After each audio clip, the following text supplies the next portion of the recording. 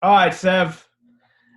Episode 3. We're gonna go over wings today. Before we start, got a new little light bulb that I put over my screen because I think grotesque, ugly people like me want to be seen even more to be more ugly and grotesque. What I didn't like is it's pretty cool. It's just sort of like this little bulb that it plugs into your thing, and it sort of illuminates. That's the Yeah. term. Yeah. But You're because Inspector Gadget. You got all the gadgets. Yeah, but you know what? Like before I got this thing, it was really dark in here, so I was like one of those witnesses who was going to testify against Whitey Bulger, so that you couldn't see my face and the scrambled voice. Now you could actually see me in my full grotesqueness. But we're going to go third session. We're going to go over Yep. wing play today. Again, since we haven't made time yet, we're still going to go 23-23. 23-23. I don't even know if you can see this. I can care less. 23, Sure. 23. We're going to start it now. Now. All right. So wing play, workouts with wings, generalize it, of course. Give me some of your thoughts on the important. First, let's talk about some of the important things wings should be covering or coaches should be covering with wing players, and then we'll talk about it with the workout itself. Yeah, to me, wing players are a little different than bigs or guards because they have to be your most versatile players. They have to be able to do several things. They have to be able to handle the ball. They have to be able to run pick and roll. They have to be able to get into the post. They have to play on the perimeter. And they have to guard the post. They have to guard the perimeter. They have to be able to run their lanes. So to me, it's the most versatile position that there is. Therefore, your workouts with wing players are going to probably have a little bit of everything sprinkled in. Okay. So give me a few. And I know obviously shooting's an easy one, but give me a few things that are important for wing players. I mean, say the majority of the people that are going to be listening are high school and college coaches. So what are you say, give me 3 or 4 things that are really important to sort of touch on it with most general wing players. Leaving the shooting part out of it, they need to be able to straight line drive both ways. Mm-hmm. I think that's really important. Learn how to be a really good cutter off the ball is really important. Handling the ball and what with the wing players, we usually call it secondary pick and roll. Mm-hmm. They're going to have to be able to, be able to handle the ball in a pick and roll situation. And then the last 2 things would be transition, being able to run your lanes, and also being able to play in the post. Yep. I think with the straight line driving, it was a pet peeve for me is watching so many, and I guess part of it is it doesn't really get called a lot, but I hate when players catch it on the wing and drive it and split their feet. Right. Being able to drive it even in a straight line drive, finish or pull up without traveling. And I think establishing footwork on the perimeter, permanent pivot foot, 1-2 step in your catch, and then operate out of that and being able to keep your back foot down and either drive it or jab it or whatever based in not travel and sort of be consistent with your feet. Yeah, I agree with all those things. What about pin downs with you? I know it's a lot of teams get out of it these days. More of it's on the perimeter and, pick and rolls and just sort of catch and goes or catch and shoot. Mm-hmm. I mean, do you think pin downs are still an important part of it to work with players?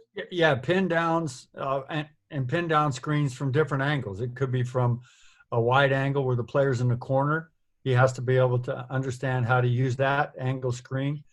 Pin downs where he's coming off of a baseline screen. Maybe he's, on the baseline and he has to come either way, right or left, off of a tighter curl, we call that. Mm-hmm. So, yeah, I think pin downs are really important. Coming off a flex cut, maybe he's set the back screen and now he's going to get a down screen. Pick the pickers type actions. So all those off the ball movements where he's available for a catch and shoot are really important for wing players. And I'm with you on the footwork. We agree with trying to establish a permanent pivot foot and being able to use your jab step, which will set up your straight line drive. And then also, reading closeouts. Mm-hmm. The ball gets skipped to you or swung to you on the wing. Mm-hmm. And how, first of all, how do you read? Can you read the closeout? Is it a catch and shoot, or is the defender there and now you have to catch and straight line attack? So reading closeouts and attacking closeouts, I think, is really important for wing players. Okay, so we generalized. We went over a few things. All right, today you're on the Venice courts today, and Wesley Snipes comes up to you. White man can't jump, and he's like, "All right, Sev, work me out." So you got a wing player. He's a wing. Woody Harrelson's more of a catch and shoot guy. Wesley could probably do a little bit more. So you got Wesley on. You got Wesley in Venice courts because as an NBA guy, you can't work out high school guys. We don't want to mention any NBA names. So Wesley Snipes is an illegal guy to work out. Right. Wesley Snipes comes up to you, works with you. Say, all right, what are you doing, Wesley Snipes, in your workout? Okay, the first thing 45 minutes. The first thing I'm going to tell him is he's got to take that goofy hat off that he wears. Yeah, you got to say that to Woody Harrelson too. His hat's a little goofier too. No, we don't work guys out who wear hats. Okay? I don't mind the hat, although take it off. But the white, not the wife beater, but the tank top. Those tank tops that you had on were brutal. Yeah, and no chains. If you're wearing chains, you got to take your chains off. There you go. Yeah. All right, so you got Wesley on the court. What are you starting with? But the first thing I start with is the wing catch. Creating the lead and catching the ball at the wing and establishing the pivots, which allows him to free up his right foot if he's a right-handed player. So we want him to be able to pivot, front pivot, reverse pivot, while establishing his left foot as a pivot foot and having his right foot as his free foot to be able to jab, step, and so forth. So the first thing I start with is, it may be just him creating the lead, a L cut or a V cut, catching the ball with his back to the basket on a 1-2 catch, and now opening up, facing the basket, and having his right foot free from both sides, left and right. So that's the first thing I would start with. So jump shots out of that, drive out of that. And then from there you can go drives, jump shots for sure. But first of all, having him establish his footwork so he has his dominant pivot foot and his right foot free. And then we would go into jump shots, straight line drive, jab, cross, all the different things you do from a wing. One dribble pull up, one dribble floater, one dribble to the baseline, one dribble to the middle. Okay. So they're popping out, they're catching, opening up, shoot, drive, what have you. Both sides are going to be the same footwork, same foot they're creating space with or pivoting on, left foot, right, as a righty, right foot as a lefty. How long are you going to spend on that? To me, that's at least a good, 5 to 7 minutes. And in that 5 to 7 minutes, you can sprinkle in, different shots that you want. Okay. But I'd say a good 5 to 7 minutes. And as a wing player, you can also do it at the elbow. Where he's just popping straight up to the elbow from the baseline and catching at the ball at the elbow too. Okay. What about catching going towards the basket? Are you going to do that next? Yeah. Okay. So you're going to start with back to the basket first in the pivot, and then go into catch and shoot going towards the basket.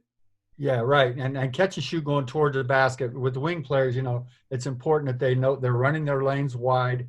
But then, they're catching the ball outside the three-point line on a 1-2 catch, a left-right catch on both sides of the floor.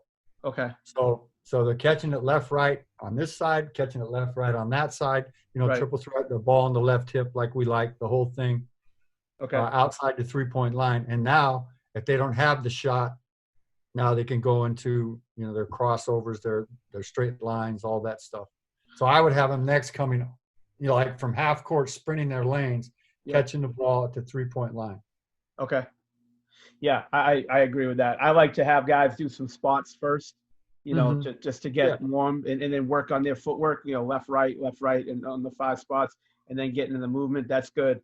Okay, so we got the footwork going away from the basket. We got the footwork during the basket. Do you spend time on the one dribble pull up going right and left, footwork on that? Yes. What do you like? What do you like on your feet with that? Yeah, I think it's really important that you spend time on the one dribble pull up without a shot fake, and then also with the shot fake. So if I'm going right, my left foot's my pivot foot, and so we call it right, left, right. If you're going to shoot a one dribble pull up, it's you go hard with your right foot, put the ball down, with your right hand dribble, and then right, left, or left, right into the shot. So that's really important. And then obviously if we're going to the left, it would be more of a cross step with my right foot and right, left into the shot. I wish we had a court. We could kind of show everybody what we're talking about. Yeah, but being able to go a quick one dribble pull up both ways. Yeah, I always say, look, if we're going to start the same way, we're going to start with the left, right. On the drive right, the last foot to hit the ground is going to be your right foot. And when you're going left, the last foot to hit the ground is going to be your left foot. And I think if you figure it out. That's a simple way to – yeah. And that's a simple way to tell players how we want them attacking going left or right. That's a great teaching point. What types of finishes do you like to work with the wing players? I mean, we talked about it in the point guards, but what do you like to teach on the point guard? I mean, the wing finishes. I think the power finish is good because most of the time you're going to be playing with the defender in front of you. Mm-hmm. And so when I say power finish, it's anything off of 2 feet. Mm-hmm. And really emphasizing getting the shoulder into the defender, getting your hips by the defender, but really starting with the power finish. So if I'm driving, say I caught the ball on the right wing and I'm ripping through and I'm going to the baseline, couple dribbles, it's a very poor defender that lets you just drive all the way and jump off 1 foot. Right.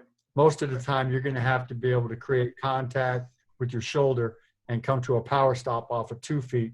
Mm-hmm. And now you go into your different finishes, the floater finishes, the little baby hooks and all that stuff. Okay, so power off 2. So I'm really a firm believer. Yeah, power off 2 to begin with. Very few times in a game are you able to just drive a ball and get all the way to the rim and jump off 1 foot like you would in a layup line. Right. Most of the time, you're going to have to learn how to finish off 2 feet with contact. Right. I agree with that. I agree with that. So you'll spend some time on finishes with the 2 foot, the floater, the reverse way up, the, different types step of finishes. Throughs. Yeah. How long do you spend on the finishes, Sev? I think at least 7 minutes is important. If we're talking about a 45-minute workout now, 5 to 7 minutes again on those catch and rip throughs. Now, 2 things with wing players. When they catch the ball at the wing, there's the quick rip through and go or cross and go, and then there's where the defender's there. Maybe you give the shot fake and you go, or you give the jab step and you go. So there's 2 different types of things. One is where you've got a clear advantage on the closeout, where you can just blow by the guy. Mm-hmm. And in the second, where he's more controlled and in front of you, and you have to do something to create an advantage, jab, step, shot, fake, whatever it is. Yeah, I agree with that. You said you like the use of pick and roll stuff with the wings. I mean, is it different with the way you teach pick and roll with the wings than you would do with the point guards? No, I don't think so, Mike. I think the teaching points were the same, but what's usually different about a secondary or a wing pick and roll guy, a lot of times it'll come off a little dribble handoff action at the wing, where the point guard dribbles to you and flips it to you. Now you're coming and getting to the rim off of a little dribble handoff. Right. It's, most of the times that's how a 2 or 3 player gets his pick and roll opportunities. Maybe the guard swings it to you and now there's a step up, on the opposite side of the floor. So sometimes you'll get them in transition, up to 2 guard or the 3 is a comfortable ball handler and they get it in transition and they're using drag screens. But the teaching points, I think, would be the same as if it were for a point guard. Okay. You said you like to do stuff in the post at wing players, especially bigger wing players. What some of the things that you're going to really touch on with the wing post ups? Again, the footwork, on the catch, and you and I are, a firm believer on it, even on a mid post face up with the dominant pivot foot. So first of all, you let them, you make them understand if you catch it on the post and you've got the advantage with your back to the basket, that's different than if you catch it on the mid post and the defense pushes you out to about 15 feet. That's 2 different things. Mm-hmm. So I think you need to work on both. And what I mean by, if you got a deep post up as a wing player and you're able to just take the advantage of the guy, 1 or 2 dribbles to the middle or 1 or 2 dribbles with a dribble drop, that's great. But most of the time, the wing players are going to be pushed off, and now you have to face up and free up your right foot and play off the mid post that way. And, you know, you can get to your jump hooks, your turnaround jump shots, all those things. Yeah, I remember talking to MJ at the flight school in Santa Barbara, and that's the only thing that I was always afraid to talk to the dude anyway. So that's the only thing I wanted to mention. We all were. Yeah, because I mean, you know, everybody's asking him for everything, and the only thing I wanted to talk to him about is hoop, and I think that's sort of built a little trust there. But and he said the same thing on the catch on the wing. I mean, on the post up, being able to free up his right foot. I mean, very rarely, unless it was a spin move baseline, which you like to do. You know, unless you're gonna spin, yeah, try to do that. See, I'm a big believer in that. The only thing that I go against with the same pivot foot in the post is I like to face up to the baseline jump shot, that little Tim Duncan off the glass, but it also sets up the defender leaning to the baseline on the open up, and then the run and hook stuff going middle. So I remember, because I was a huge one pivot foot guy, I remember working out with Grover, Andre Iguodala, and I liked the run and hook. The problem was so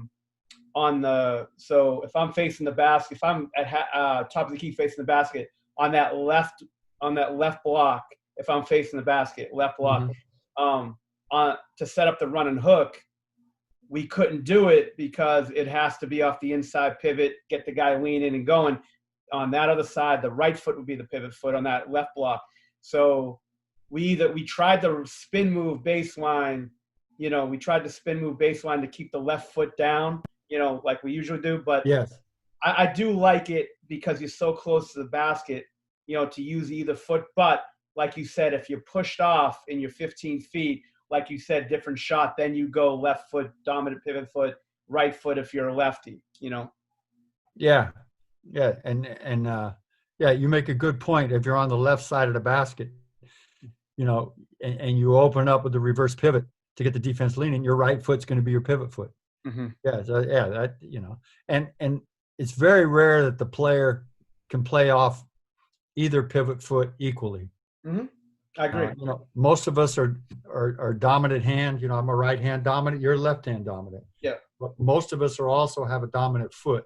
Well, first of all, unless I'm at the buffet line, my left hand has never been dominant except at Golden Corral. Just so you know. All right. So go ahead. I don't want to interrupt you, but go ahead. Yes, and so imagine you're on the court and you're going to jab step a guy to try to create space. Well, it's usually more comfortable with your right foot if you're a right-handed player. I can't jab, you know, very well off my left foot trying to create space. So most players are a dominant hand and a dominant foot. Yeah, and I just think it's less for a player to think about on the wing. Which foot should I open up with? Which pivot? Which whatever. Like I would just say, look, like if you just have one foot. And if you have a 1 foot pivot, like if you're a dominant pivot foot and they take one side away, you could still operate to go to the other side. It's not like you can only go one way if you open up with 1 foot.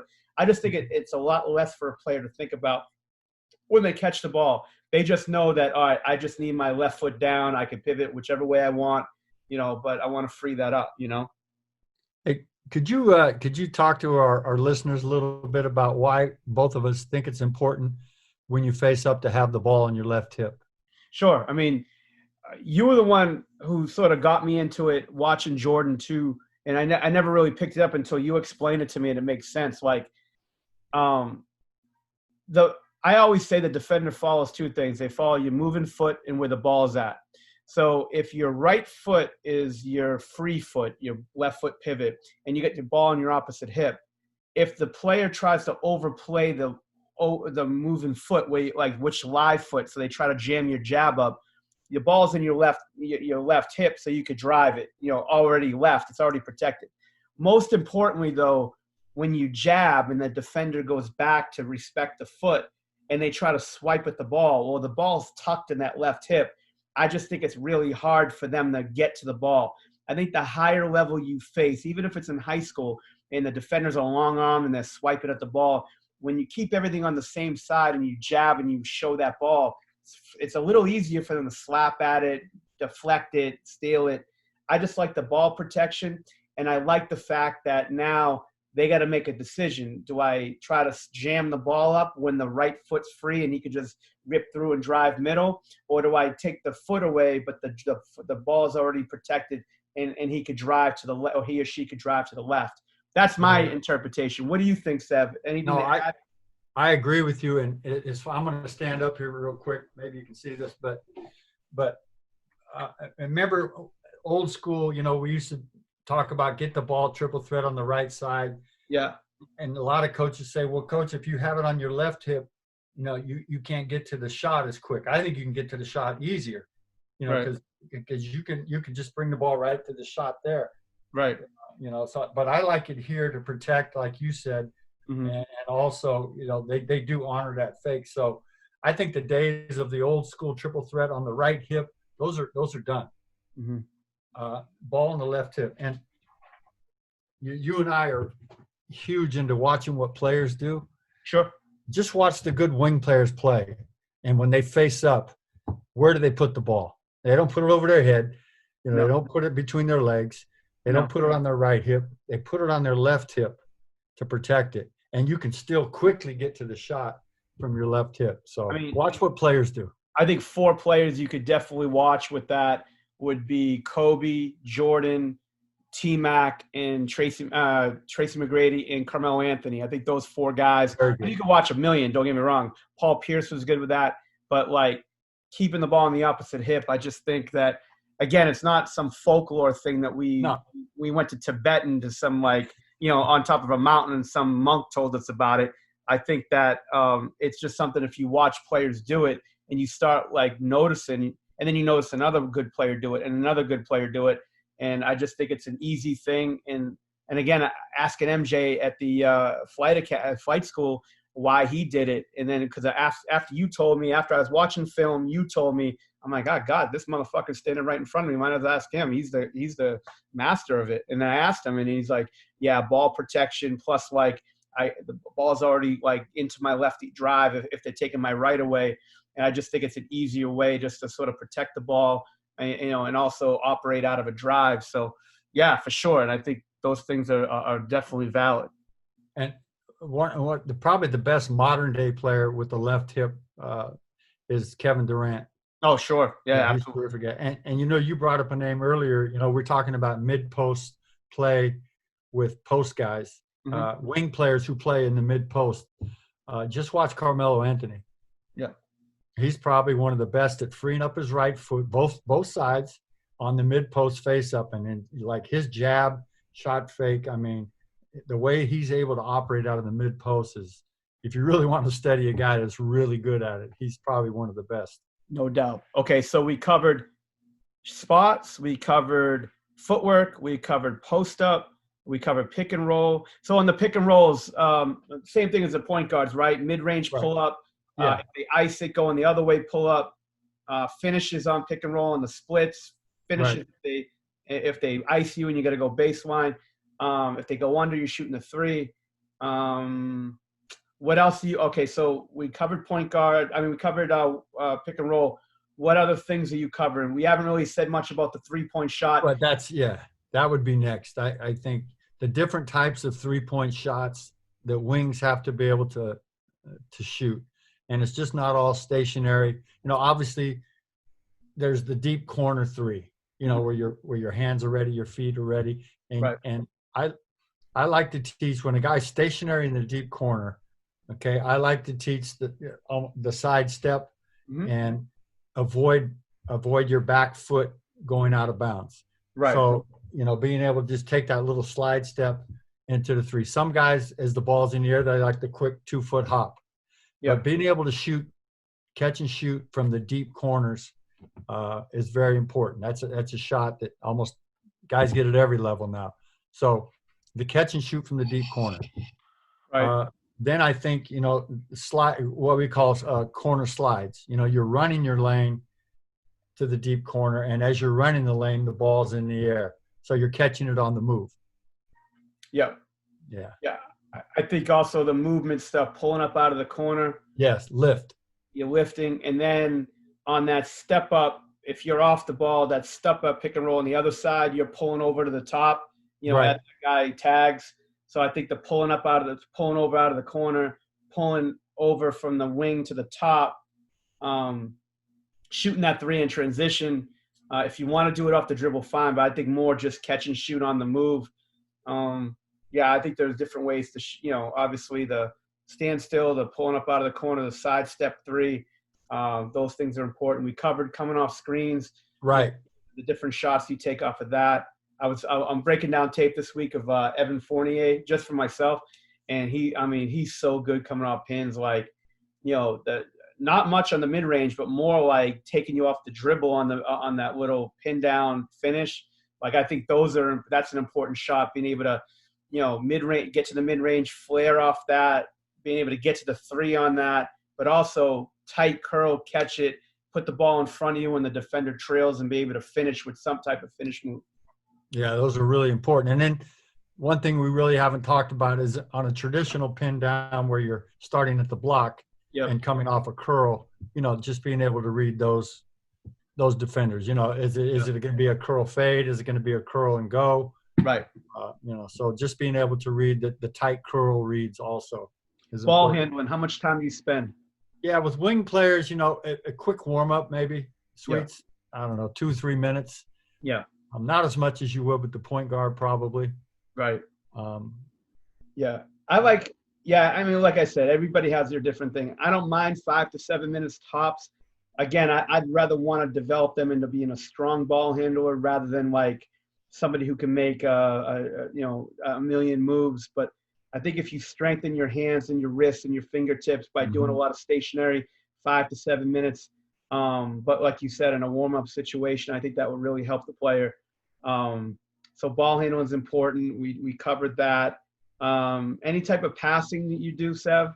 Yeah, I think you need to treat wing players as you would with point guards, to be able to pocket pass with both hands, coming off the pick and roll, to be able to lift pass and hook pass back, right? When the pick and roll, to be able to jump pass in the air off the two hands with the skip pass are very important.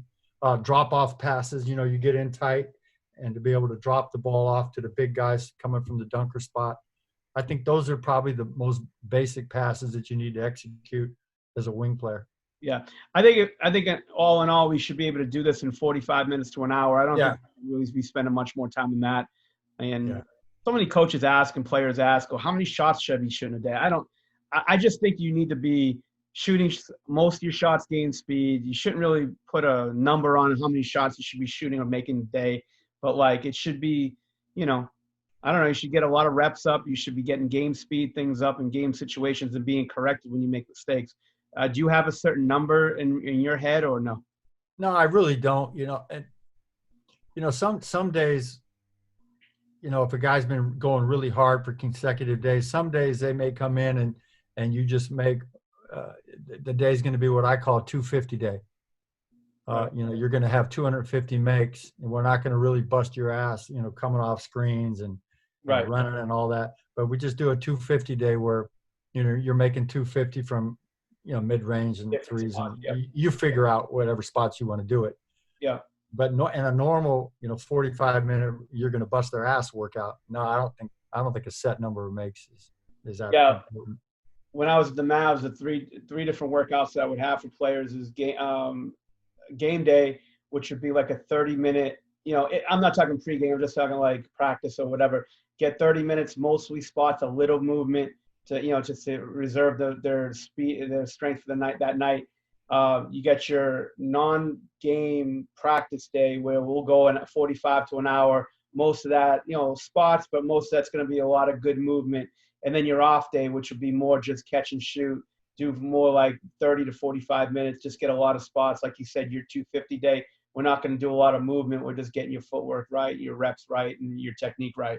Yeah, and I think coaches also, as much as they can, it's really important for wing players to play one-on-one.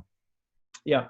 From different angles. And one of my favorite things is to play one-on-one from a closeout, where the coach is at a wing, the offensive players at the opposite wing, the defenders in help position. And then on a skip pass, that defender's live, closing out to the player, And now you got to read it. If he's late, you shoot it. If he's there on the catch, now you're straight line driving. Yeah. Either way. Yeah. If he's there in proper position and you don't have anything, now you got to use your jab step, and it's a one-on-one game. So I think drills like that are really good for wing players, teaching them how to attack closeouts and playing live. And it also gives them defense. I agree. Like closeouts from the wings, closeout even from the corner, because a lot of times that Sure.